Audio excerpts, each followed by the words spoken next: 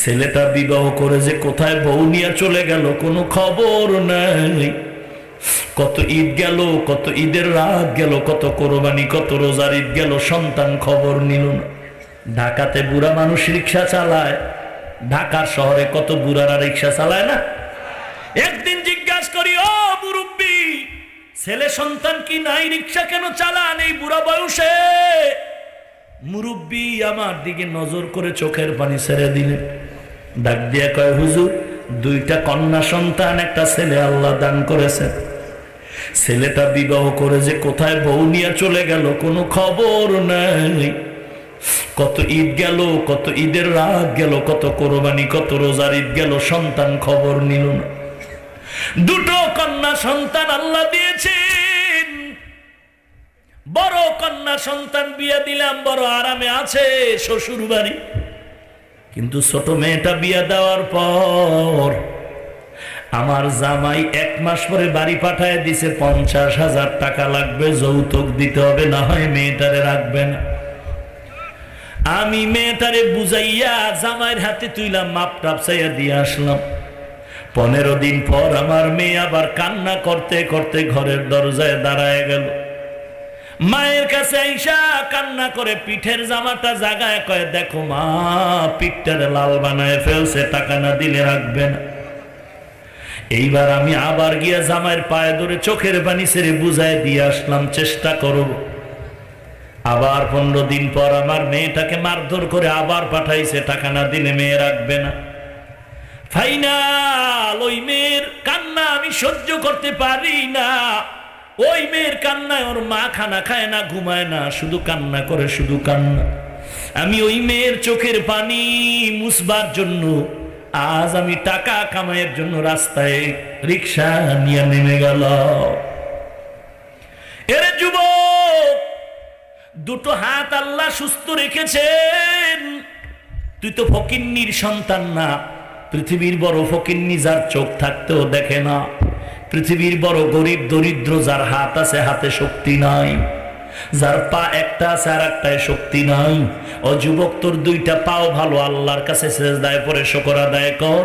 তোর দুইটা চোখের দৃষ্টি শক্তি ভালো আছে, শুকর আদায় কর। তোর পাও দুইটা ভালো আছে, শুকর আদায় কর। হাত দুইটার শক্তি ভালো, শুকর আদায় কর। আর বলো, শ্বশুর শাশুড়ি, আমার এই 2 হাত দিয়ে কামাই করে আমি কারো কাছে ভিক্ষা নিব না, বরং আমার হাতের কামাই দিয়ে আমার মাকে খাওয়াবো, বাবাকেও খাওয়াবো, স্ত্রীকে, সন্তানেরে, এমনকি আমার শ্বশুরি শাশুড়িও খাইতে চাইলে খাওয়াবো।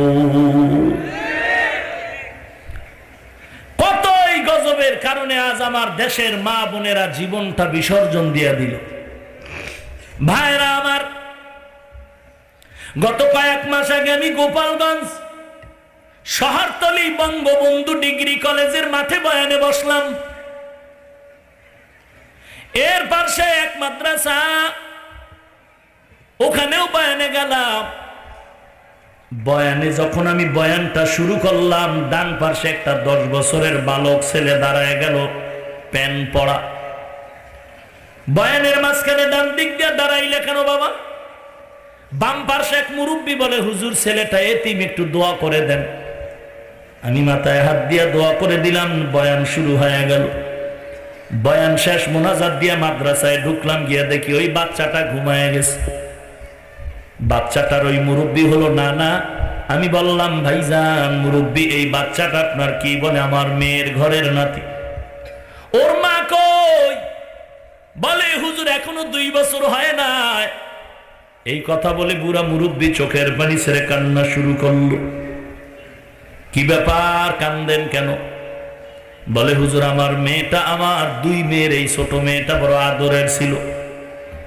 আল্লাহ আমাকে টাকা পয়সা কম দেয় নাই। মেয়েটারে বিবাহ দেওয়ার পর আমার মেয়েটাকে বলছি, মা, তোর শ্বশুর বাড়ি যা লাগবে বলবি, 1 কোটি টাকাও লাগবে আমি দিতে তৈয়ার, মনে মনে কোনো কষ্ট রাখবি না। কিন্তু আমার মেয়েটারে দেখতাম মাঝে মাঝে মনটা বেজার। যদি বলতাম কি ব্যাপার, বলে, কিছুই না। ওর মায়ের কাছে নাকি কয়েকবার বলছে, আমার শ্বশুর বাড়ির অবস্থাটা ভালো লাগে না।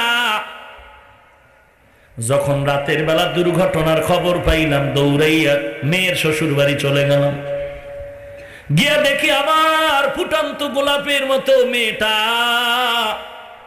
মাটির মধ্যে পড়ে আছে, শরীরটা খণ্ড বিখণ্ড, টুকরা টুকরা, রক্তে লাল হয়ে আছে। কুঠার দিয়ে জবাই করেছে। একমাত্র অভাব সমস্যা একটাই, যৌতুকের সমস্যা। মেয়েটা আমাকে একবারও বললে তো আমি 5 কোটি লাগলে দিতাম, আমার টাকার অভাব নাই।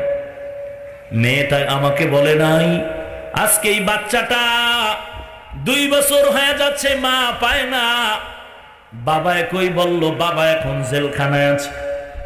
যেই মাদ্রাসায় বয়ান করলাম, বলে হুজুর এই যে বিশাল মাদ্রাসা, জায়গা জমি বিল্ডিং সব আমি মেয়েটার নামে, আমার এই বাচ্চাটার মায়ের নামে সব দান করে দিয়েছি। যৌতুকের নামে কত শত নারী দুনিয়াতে চলে গেল। আজকে যৌতুকের মামলায় আমার মা বোনেরা বলি হয়ে যাচ্ছে, অথচ এই মামলা বন্ধ হচ্ছে না। এরাই যদি আবার বলে নারী ইসলামের অধিকার, ইসলাম নারীর অধিকার দেয় না, কথা শুনলে বড় লজ্জা লাগে।